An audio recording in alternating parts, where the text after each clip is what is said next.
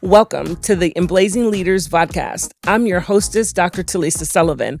Join me as we hear from leaders across diverse fields around the world. So, welcome to the Emblazing Leaders Podcast with Dr. Talisa. I have a special, amazing guest on this morning, afternoon, or evening, whatever time it is for you. And I have Dr. Abdimalik Buul.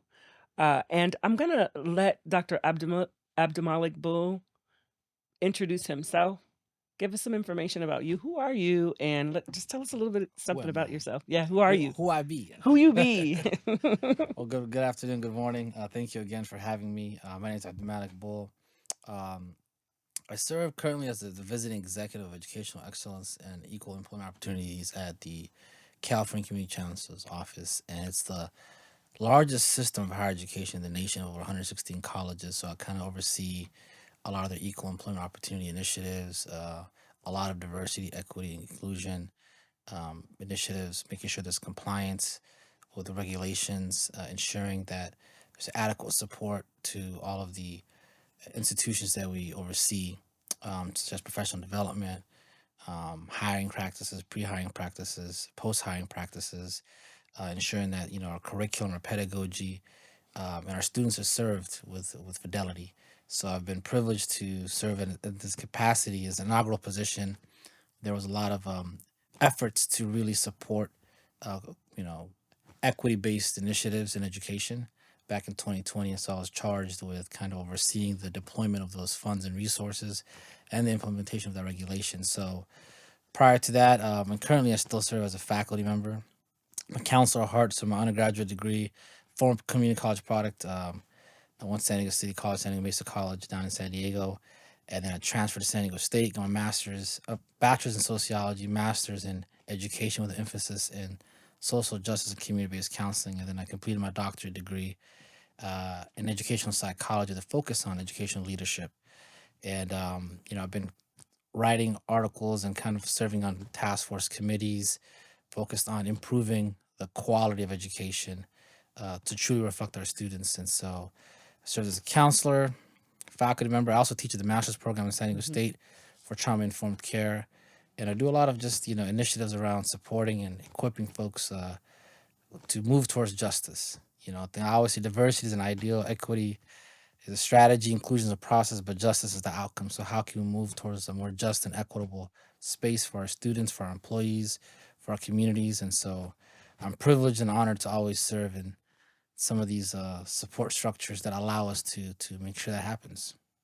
Thank you. And so I was going to try to repeat what you said when you said uh, diversity is this and equity. I want you to give us that again. Yeah, diversity is an ideal. So we hope to live in this utopian space where we accept everyone from their diverse ideas, perspectives, experiences, but it's an ideal. And so equity is a strategy to get there. Like what is who's missing? What needs to make what do we need to do to make sure that this is more equitable process? It's a strategy to ensure that who's missing from the table, which leads to inclusion, right? Um, and then which is it's a process. Like who was excluded from this opportunity, who needs to be included, and it's the foundational, you know, concept of this country. Built on exclusion. Um, for certain people. Yes. And so we've always tried to create initiatives to ensure that whoever's coming to participate in whatever process this is, whether it's education, employment, even this country's democratic process, politics. What can we do to be more inclusive? Um, to go to our ultimate goal of justice, and that is every single person having the opportunity to have an education, to have an opportunity to, make a means to live for themselves, to put a roof over their heads, to put food on the table, to provide a, decent lifestyle for themselves. And so I think that's the ultimate goal. So whether it's a job, whether it's stepping foot on our campuses, whether it's seeking resources, everyone should have a just opportunity to just be. I So that's love it. yeah. So I'm going to talk to my audience real quick to see what we can probably stop right here. Now you see why I invited this man here. So I'm just excited to have you here, and thank you for that introduction of yourself and giving us that real golden nugget right now. I want to tell you a little bit about our journey on this morning, afternoon, evening, whatever it is for all of you, in this Emblazing Leaders Vodcast. Got a couple of different categories. So Hmm. we have navigating leadership challenges is one category of questions. Experiencing triumphs Hmm. is another category of questions. Advancing in careers, and then general leadership insights, and then also future forward. So I'm Mm. going to ask a few questions from each of the areas. Okay. We're hoping to get some insight from you. We're hoping to move the needle forward on justice because that's where we're headed. Hmm. And how can you some nuggets that you give us help us get there? So I'm going to start with just navigating leadership challenges, and I'm going to select one of the questions out of there and hope that you can give us some insight.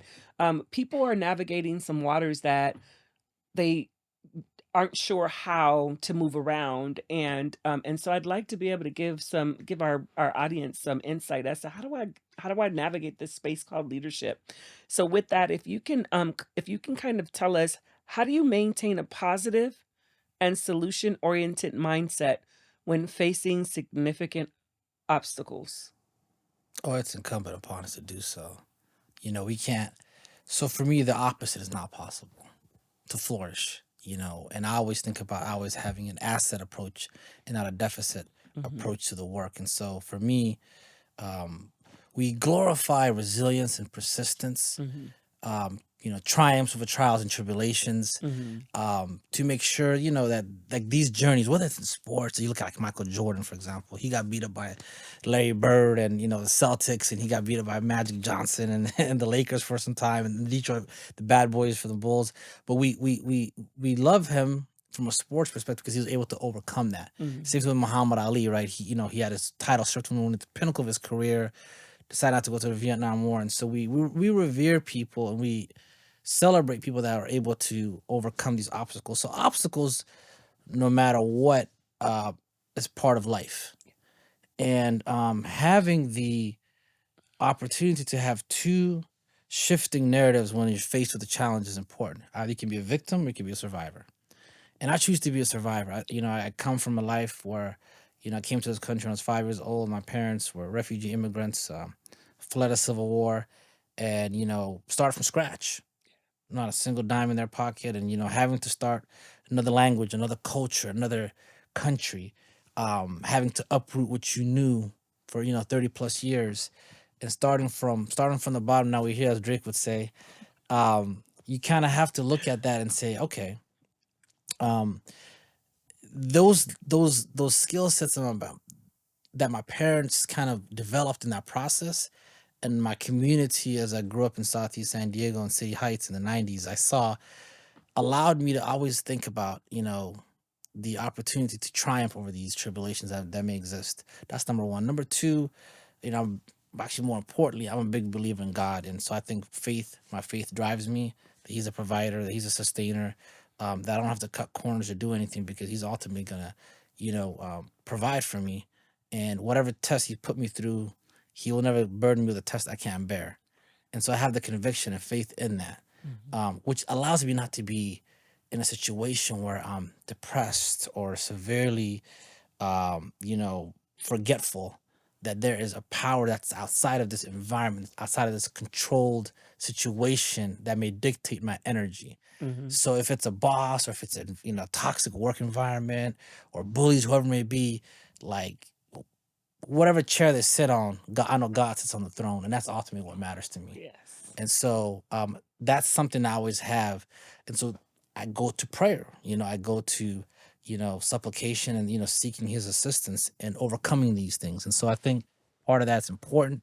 And just understanding that life is that, everything that you want to enjoy, you have to go kind of working out. You burn through muscle, you rip muscle. A diet requires discipline, so all the things that we have to have some type of appetite to weather those type of storms. And I think understanding that is important. The other thing is, betting on yourself is important. Hmm. Having the self-efficacy and self-esteem and self-worth in who you are. I always think about, opportunities for folks to take away your it factor Yeah. and relinquishing that power. Like, it's important for you to understand who you are, your why you're doing this work, which dictates your what and your how you move, what you decide to engage in, which principles you want to sacrifice or not, your ethical and moral compass, and how you navigate these spaces and these tests and trials. And so, it's important to understand your why, have confidence and loving in who you are, and that's foundational. That's paramount. It's paramount because you have to be able to look at yourself in the mirror every night and be comfortable in the skin that you in, because there's only one you. You're gonna wake up in that and you're gonna sleep in that. And so, understanding sometimes that we put all that we can forth, and there's things outside of our control that we can't control, but that doesn't take away from me. I know I left it out on the field. I tried my best. I understood the assignment to the best of my capabilities, Mhm. executed to the best of my abilities, and what's outside of that, it's outside of that. And so having that conviction and value and self worth is important. And I share this because there's a story of Kareem, Will Chamberlain is most notably known for scoring 100 points. He never scored 100 points again because he was booed. He Mm. shot free throws underhand, and that night, and he had like an 87% free throw percentage that evening. Typically shot 50%. Make one, miss one, kind of like Shaq. He was one make one, miss one.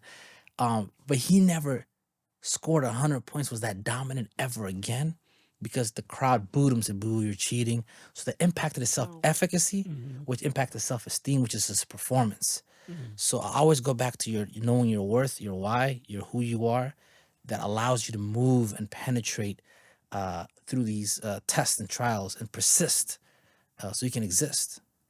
Wow. Again, thank you.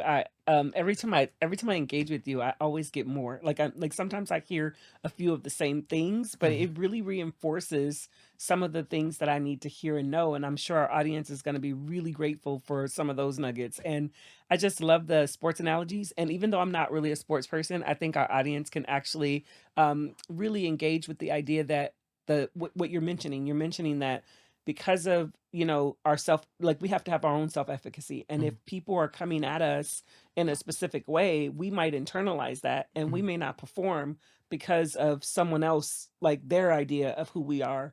So just having that self efficacy for ourselves is really profound and powerful, so thank you for those words. Absolutely, um because one of the things I know you mhm. got some questions you want No, to no, go tap ahead. into, No, go. but I want to turn this more a conversation if we can, because Yeah, let's go. one of the things is that environments will make you doubt yourself. Yeah.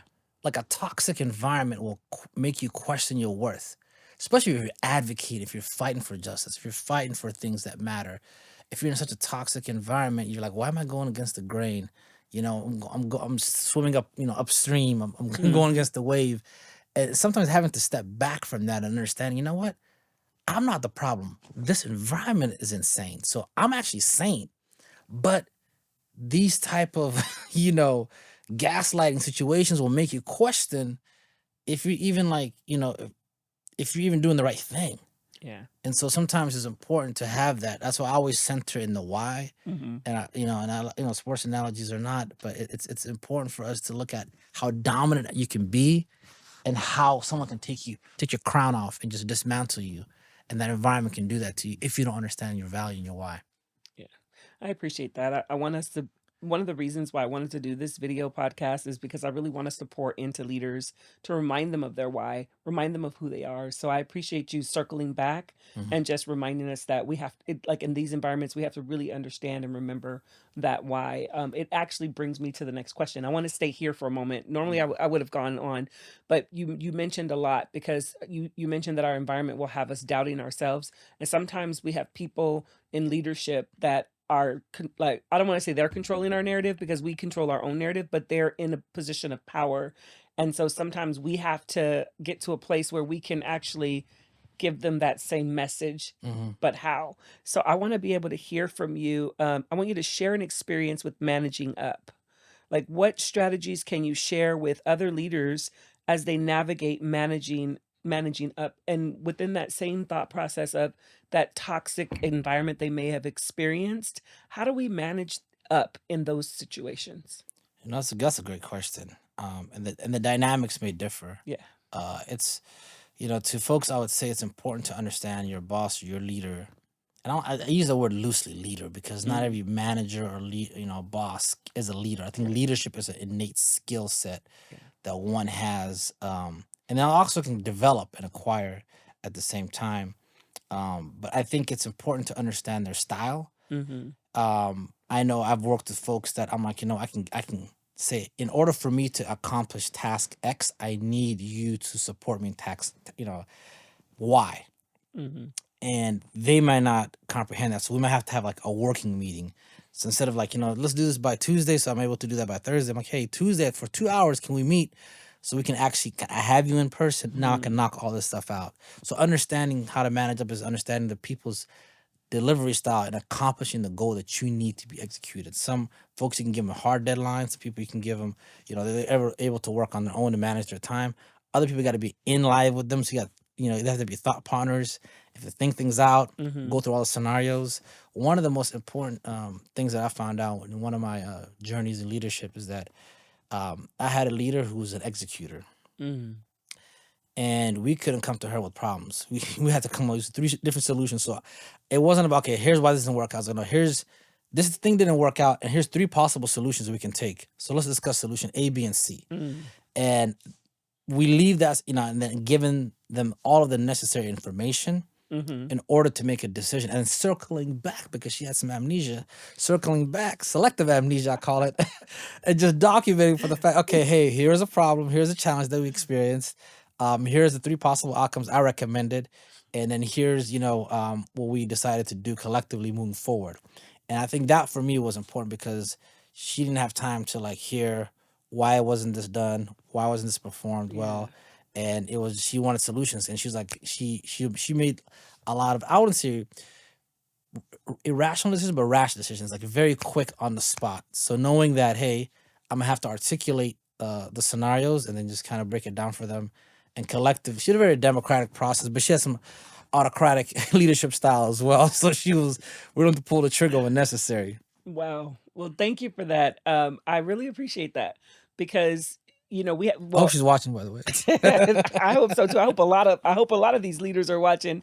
And I'll say I did hear you say that we have to navigate their style. We have to understand as we're managing up, we have to understand what leaders what they're asking us for. We have to put ourselves in a position where we're ready to execute. And so if that leader needs something like they need solutions, then we can't just go with, one Problems. solution Yeah. or a problem. We have to come with problems, solutions, three solutions, and we have to like write it down so that she didn't forget he or she doesn't forget that this is what Or we they'll throw you agreed on the to. bus sometimes. They're gonna back up that bus, put on reverse, and be like, I remember that. I don't recall. Yeah, Yeah. but you said that. So anyway, so thank you for that. We're gonna move into some triumphs. We're Okay. gonna move into some triumphs because I do want to hear about some successes. And so if you can describe for us one product or one project or anything or achievement as a leader that you feel very proud of. And what was it that contributed to this? Like something that you produced or you led up that you're very proud of, and what contributed to that success? Oh, that's a deep question. Um, there's a couple, but one that really sits with me is back in 2020 during the pandemic and the racial reckoning of George Floyd. I remember an organization I work with called AMEN, African American Mhm. Male Education Leadership Development Networking. We're sitting, everyone was during lockdown. People weren't, just bunkered up inside their homes. And I'm the youngest member of this organization, and I was a rookie newbie, but I had some good, brothers that really took a lot of my ideas into consideration. And one of the suggestions that we had come up with was to have a series of dialogues with nationwide experts about what was going on in the world at the time. And so I kind of threw out the strategy, and everyone kind of chimed in, and then kind of had a speakers list. And when that came about, rolling out the whole game plan, and we had Dr. Cornel West, Mark Lamont Mm. Hill, Dr. Joy DeGrew, Michael Eric Dyson, just heavyweights, nationwide experts. And it was kind of to do like a podcast type of situation where we, me and Dr. Bush, kind of interview them. So we wrote out the questions. We put together like the best, and had different narratives too. Like they're all agreeing. So we'll talk Mhm. about dismantling or reforming a system. We talked about what the context of the society that we lived in. We talked about all the isms that existed, Mhm. institutional, structural, systemic, and they not only supported the idea, they also empowered me to lead the discussions, Mhm. co-lead the discussions, moderate. And so it kind of elevated our platform as an organization, and also my confidence and the ability to. I was writing a lot of articles on these things Mhm. on the situation, and I had some subject matter expertise, but I was like 32. These Mm. guys, Cornelius is like owner to my grandfather. You know what I Right. mean? Running for president, you've had these guys that have been, they've got books as old as I am. Articles, and to be able to sit there and push back and disagree, Mm. and have the confidence and the ability to, I don't know, talk about Ibrahim Kendi, I disagree on his definition of racism, for Mm. example, um, and being able to push back and disagree with these folks, and have the respect, to do so, Mhm.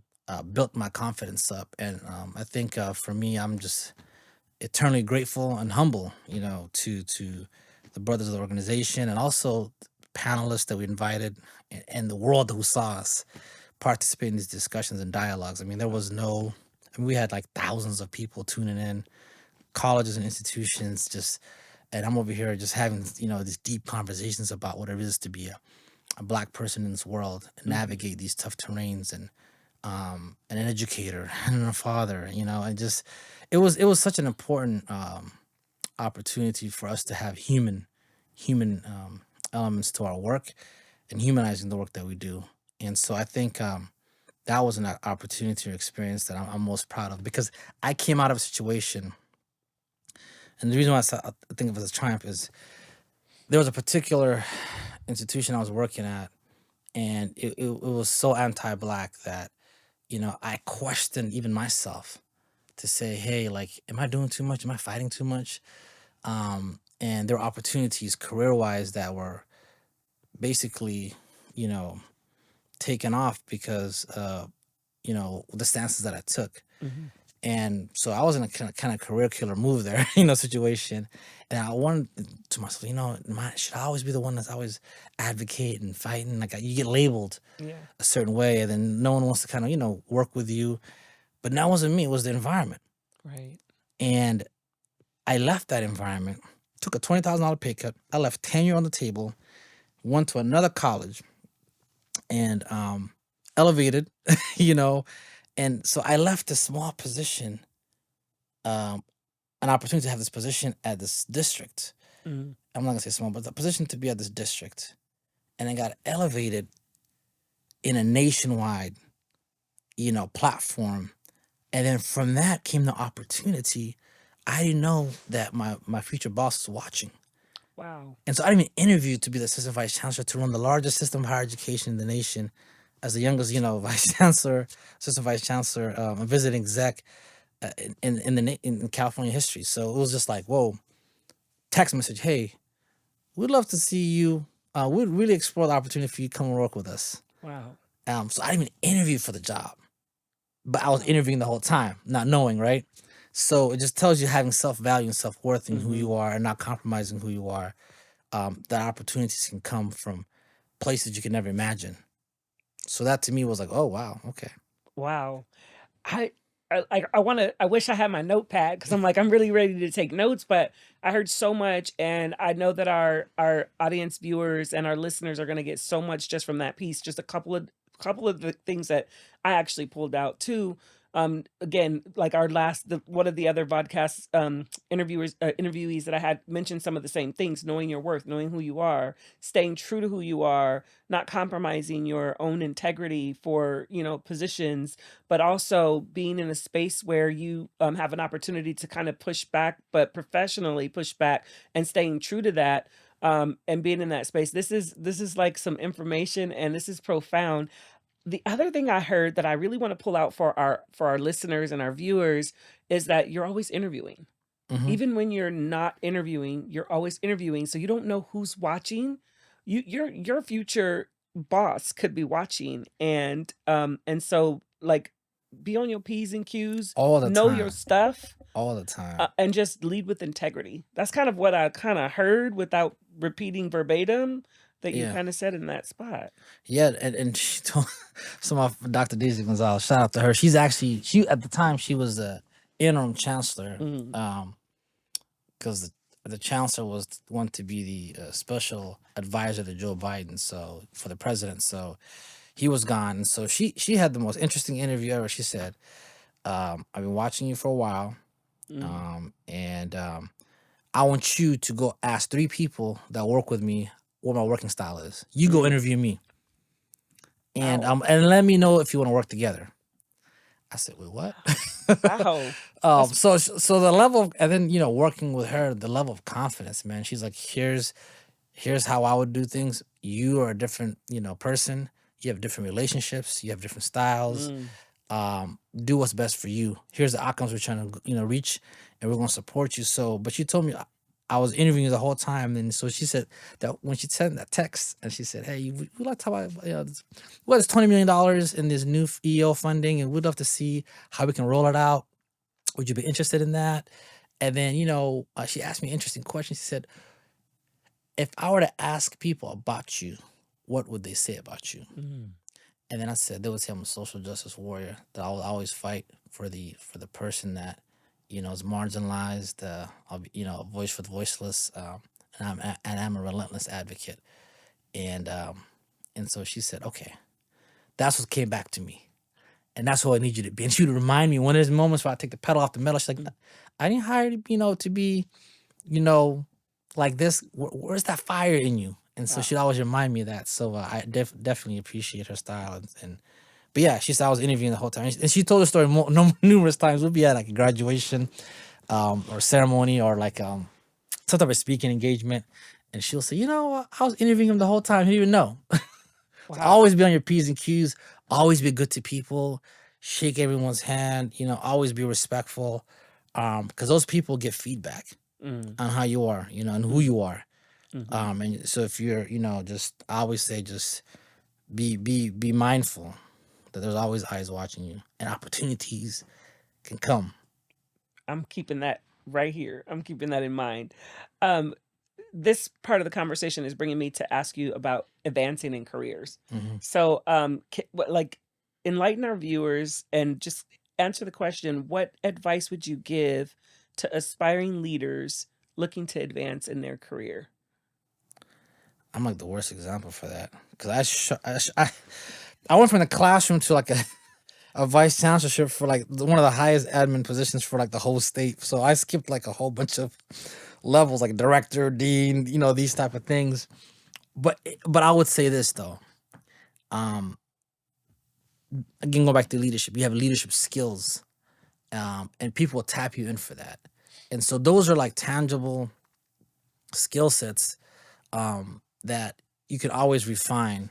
So your listening skills, having empathy and compassion, being able to articulate your why, understanding your passion, what you're passionate about, and knowing the hills to die on. Those that's very, very important. Yeah. What battles to fight, and that'll make you, battle tested as a leader. Um, Mentorship is critical. Mhm. I think people sometimes, and my brothers always get on me for this, because I'm the youngest in the org, so I always, listen. I've been listening. Sometimes I hear, sometimes I listen. Two different things, but um, it's important to mentor yourself and then also receive mentorship. Mhm. There's a lot of life lessons in there, and then being able to kind of decipher what works for you, what doesn't work for you. Mhm. Coaching is instrumental. I highly, recommend that. Therapy is critical. I think, understand, go back to your why and your self worth, who you are, some of the challenges that you may be going through. So working on yourself is important. How are you going to lead others if you can't, lead your own self through some of these challenges? So I think those are important in terms of advancing careers, being proficient at what you know, knowing your bread and butter. Like you have to be the subject matter expert in what you do and how you do it, you know. And I think that's taking the time, not trying to cut corners. Mhm. I remember I was an expert and I wrote a lot of articles and I had some experience and research in like equity initiatives, Mhm. but I got tossed into the HR realm. And I'm not from HR, but some of this work lives in human resources. So the group that I was managing was a group in human resources. But they've accepted me because I had such a profound knowledge of the works that I was leading in diversity and equity and inclusion and anti-racism. You know, I can run laps around people in those topics. I wrote articles on that, so my scholarship preceded me in that, my professorship, my work. And then I'm also a consensus builder. So another thing that's important is always try to build consensus. There's an African proverb that says if you want to go fast, go alone. If you want to go far, go together. It's important to always have an army, a group of people that you empower, that you trust, that you can confide in, that you also equip and support in the work in your journey. And they can come from all over. And part of the success that I have, aside from God and my own personal journey, is having the relationships with people and having the time to commit to those relationships. Nurturing those relationships, getting to know people. What drives you? And I work with a different set of constituent groups. I've got faculty members, I've got administrators, all types of administrators. I've got folks from student services, folks from instruction, deans, vice presidents, college presidents, trustees, and school board members, students, HR professionals, and so on. Like, how do I galvanize this contingency of people Mhm. around a common goal? And that's student success for me right now. And more abstract is justice, like making sure that we have a just outcome and we treat people with dignity and respect and care and have empathy for one another. If we can all come around this table and focus on that singular goal, there's not much that we cannot accomplish. There's Wow. lots we can accomplish. We can change regulations, we can change institutions. And so having that opportunity to like advance your career, they're gonna recruit you. Yeah. It's not about who you know anymore, it's who knows you. It's who knows you. Like the whole concept of who do you know? No, it's like who knows you, who wants to work with you, who Mm. wants to work for you. That's the new recruitment method now. Thank you. I'm super excited. We have just a few more moments left, but the reason why I'm excited is because I feel like me being a part of this podcast or starting this podcast and having amazing guests like yourself is going to give me like insight that I feel like I'm getting like the secret sauce. Hmm. So thank you for this insight. I want to ask one more question as we wrap up our time because we're really just about at the end of our time. I want to ask you about I want us to go backwards. I want to talk about future forward too, but Hmm. I want you to think about your younger self. Hmm. Think to your younger self. What would your younger self tell your current mature self about leading in this space, about leading in society today? What would your younger self tell your I'm not sure. mature I'm, self? I'm not sure if I'm mature because I'm still a goofball. It's okay. No, I say that jokingly. I think it's important to have personality. Um, what I would tell my younger self is to be patient. Okay. Be Don't patient. chase it; it'll come to you. Just focus on your craft. Focus on yourself. Mhm. If people see the energy that you have within who you are and the conviction, the confidence, and we've been conflated to think about confidence as being cocky, Yeah. as being arrogant. No, I have the confidence Hmm. in what I believe in, and when I step on that stage or I step into that interview room, I can deliver because I know what I'm talking about. And can't no one tell me nothing. Having that type of like confidence in yourself is critical because you've done the work. Yeah. You've mastered the curriculum. You mastered, the knowledge, and now you're at the application piece. And so I think that is instrumental. It's instrumental in understanding, not to cut corners, Hmm. having the due diligence and time to uh, apply that craft that you learn, whatever it may be, if you're doctor, engineer, lawyer, social worker, teacher, principal, whatever you may be, nurse. It's important to understand the craft of your knowledge, and then being able to deliver that and articulate that, Hmm. because you can stand on that. As I say, stand on business. You can stand on business, Yeah. and I think so. Having that, putting the necessary prerequisite work for that's instrumental. So I'll tell my younger self just take the time, and then just continue to do good. I've always been a selfless person. I've always, thought of me last. And Mhm. sometimes people are like, oh man, you put this person on, you put that person on, you mentor this person, you inspired that person. But you see people and then, it's not typically replicated. Mhm. I've never done things to have it replicated or reciprocated rather. Um, or replicated in terms of like each one reach one, each one teach one. That's my only condition sometimes. I'm like, hey, if I'm gonna, support you, I hope, in the Sankofa model that you go grab someone else and you teach them the game, you teach them the ropes, and you bring someone else up with you. And now we have 3, 4, or 5 people that we've kind of inspired collectively here to help us move towards, if it's diversifying something, if it's moving equity initiatives, if it's, promoting justice and opportunity and equality and equity for all. So I think I just expect that selflessness, that servant leadership, that servitude to make today a better than yesterday, and make a tomorrow that's better than today, and that preparation for that is critical. I think I always say that we someone told me, one of my mentors, so we only have 3 days to live. You've got yesterday, but yesterday is gone. All we can do is learn from the lessons of yesterday. Then there's tomorrow, but tomorrow's never promised. So all we have is today. So live in the moment. So I Mm. tell my younger self, like, live in the moment, take it day by day, enjoy those victories, that you have, those celebrate every milestone. Sometimes I always worry about the next task. Like, oh, what's next? What's next? Like, no, enjoy, just live in that moment. Like, let that marinate for a bit, just enjoy that success. And then I leave with this because I say this all the time, but I think I would tell myself to be in touch and in tune with my senses. Okay. We all have hands, I say, Some of us can touch, some of us can feel. Mhm. A lot of people can feel. Like when you hug someone, you can feel them. Yeah. You can feel the love, you can feel the energy, you can feel the vibration. You can feel like when you embrace someone, there's an emotion that comes with that. Touch someone, just dab them, it's whatever. But let's be people that can feel, not just touch. We all have eyes. We want to be people that can envision. Envision, not just see.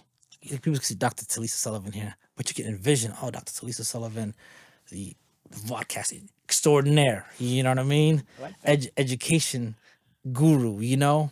Equity warrior. Like there's so much. Mother. There's so much that you can embody and envisioning who you are. Having that visionary aspect of seeing the best of our possibilities and abilities. As opposed to just seeing, oh, I just see a black woman here, just sitting, Mhm. talking to me. Like I could envision what this could be. Hopefully, the next Oprah. This is gonna be on a network. Let's put it on the network. You Let's do feel that. me? You see? I feel it. Yeah. So and then lastly, so let's be people that feel, not just touch, envision, not just see, but then also listen, not just hear. Like listening requires organs, like your heart, your mind, having open heart, having open mind. So I would always tell myself, always have an open mind, open heart to people. Mhm. Um, don't let them dictate who you are based on your interactions with them. Like the story of the snake, right? The guy who bit the snake bites the guy because he went to go uncoil him, and like, why would you feel that the snake's gonna bite you? He's like, I'm a natural helper. I'm gonna help this animal that's in a situation. It's his natural disposition to bite, but it's my natural disposition to help. So I'll do it 100 times over again. So don't let people change who you are at your core based on how they're dealing with their trauma, their experiences. Hopefully they'll wake up. So lots of advice and some nuggets there, some golden, some silver, but we dropping them as We much are as we can. dropping them. I love it. And I just want to thank you so much for your time, for your guidance, for the wisdom that you dropped on here today. I'm Appreciate it. enlightened. I feel like I got a free session. So I appreciate that. And I hope our viewers feel the same. And again, you're at the Emblazing Leaders with Dr. Talisa, and I appreciate you so We much. appreciate you. Thank you You're for doing coming out. phenomenal work. Thank you. Thank you. I Thanks for appreciate having it. me.